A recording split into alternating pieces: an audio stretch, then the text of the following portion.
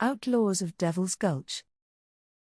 Jasper's breath was ragged, his body cold against the rocky ground as the gang's laughter echoed through the canyon, leaving him abandoned in Devil's Gulch.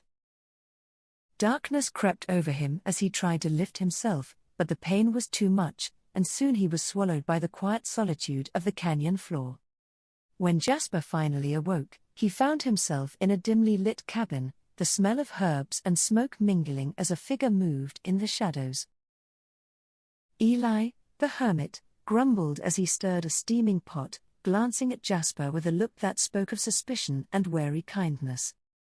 Weeks passed with Jasper confined to the cabin, his broken ribs healing under Eli's rough yet effective care and sharp, silent gaze. The silence between them was rarely broken, but Eli would occasionally mutter tales of his own, tales of revenge and regret. Jasper, once proud of his place in the gang, felt his anger and shame grow with every scar that reminded him of their betrayal. One night, while the fire crackled low, Jasper confided his plan to find his former comrades and settle the score. Eli looked at him with knowing eyes, warning that revenge was a burden heavier than gold, yet Jasper's resolve did not waver. Jasper left the hermit's cabin with little but a knife, a horse, and Eli's last words lingering like smoke: blood for blood never fills the heart. He knew his former gang would have scattered, but he also knew their habits, the places they'd go when the law was hot on their trail. The first trail led him to an abandoned mining camp where he found signs of a recent fire and a broken whiskey bottle. Days of tracking took him through unforgiving canyons and across windswept plains, his rage fueling him through hunger and thirst. At a small, dusty town, he heard rumors of Rose, the gang's leader, who'd been seen not too far off near an outlaw hideout. Rose had always been clever and ruthless, a woman who valued loyalty as long as it suited her plans. Jasper followed her trail to a hidden canyon where he found one of his old companions, Slim, gambling at a rundown saloon. Slim barely recognized Jasper before Jasper's fist knocked him flat, demanding to know where the rest of the gang had gone. Coughing, Slim muttered that Rose had plans for a big heist, something that would put them on top and Jasper in the dust. Jasper let Slim go, the echo of Eli's words reminding him to take no more blood than he needed to get his revenge. He knew Rose would be planning in some remote hideout, surrounded by loyal men who'd never question her motives. Jasper spent the night under the stars, his anger simmering, feeling the weight of his own choices pressing down on him.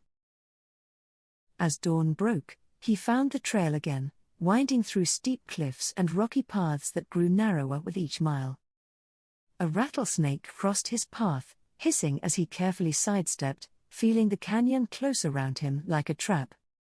Finally, he arrived at Devil's Gulch, the one place he knew Rose would never expect him to return to alive. Devil's Gulch had always been their hiding spot, its shadows concealing them from the law and the dangers outside. Jasper crouched behind a boulder, watching as Rose's men unloaded supplies, preparing for something big. He saw familiar faces, old friends who'd laughed with him, betrayed him, and left him for dead in that same place. Rose stood at the center, directing her men with a cold authority, her sharp gaze never missing a detail. Jasper's heart pounded, his hand tightening on the hilt of his knife, but he hesitated, hearing Eli's voice in his mind. He'd spent so long hunting them, yet now that he was here, the weight of revenge felt different, hollow and cold. Still, he moved forward, slipping between the rocks, his steps silent as he neared the group huddled around the fire. Jasper waited until the moon rose high, casting shadows long enough to cloak his approach as he neared Rose. Rose turned, her eyes widening as she recognized him, a smirk curling on her lips as if she'd expected this moment. "Back from the dead, Jasper?" she sneered, drawing her gun, the firelight glinting off its barrel like a snake's fang. Jasper held his hands out, empty, his voice calm as he demanded answers, demanding to know why she'd betrayed him. Rose's laughter echoed off the canyon walls, mocking, cruel, as she shrugged, claiming it was simply the way of things.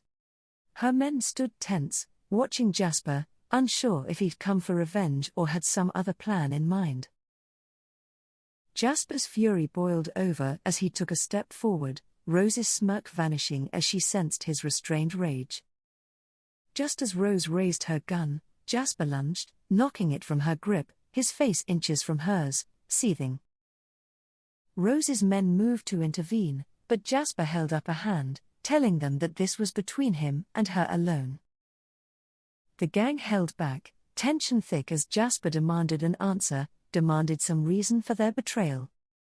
Rose's bravado faltered, her eyes shifting as she admitted she'd feared his growing influence over the gang.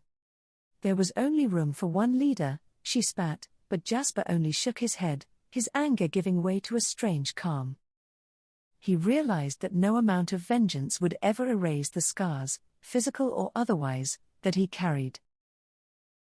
With one last look at Rose, Jasper turned his back, leaving her to the life she'd chosen, one of deceit and ambition. He walked past the stunned faces of his former comrades, his footsteps steady, echoing against the canyon walls. Jasper mounted his horse, feeling a weight lift as he rode away, the darkness of Devil's Gulch fading behind him.